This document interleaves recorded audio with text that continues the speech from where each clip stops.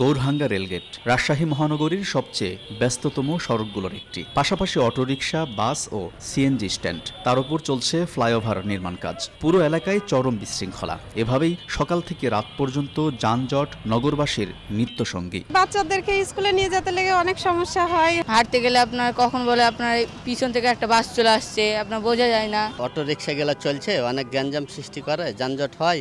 গাড়ি স্ট্যান্ড করে বসে থাকে রাস্তার মাঝখানে, লড়াচড়া করে না। পুলিশেরা কি কাজে থাকে সেটা আল্লাহ ভালো জানে।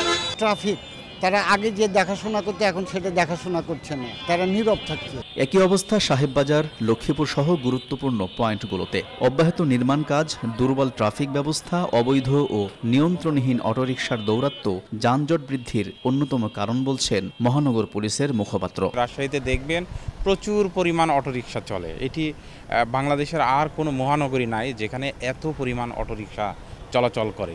গাড়ি যদি উল্টা পথে চলছে তাকে আটকালেও কিন্তু পুলিশের সাথে বাকবিতণ্ডতা শুরু করে দেয়। অর্থাৎ মানুষের মাঝে আইন মানার যে প্রবণতা এটি কিন্তু কম। সিটি কর্পোরেশন বলছে প্রতিদিন নগরের বাইরের বিভিন্ন এলাকা থেকে হাজার হাজার অনুমোদনহীন অটোরিকশা শহরে ঢুকে পড়ে। এতে যানবাহনের চাপ বেড়ে যায় বহুগুণে। শহরের প্রবেশমুখে একসময় পুলিশের চেকপোস্ট থাকলেও বর্তমানে তা নিষ্ক্রিয়।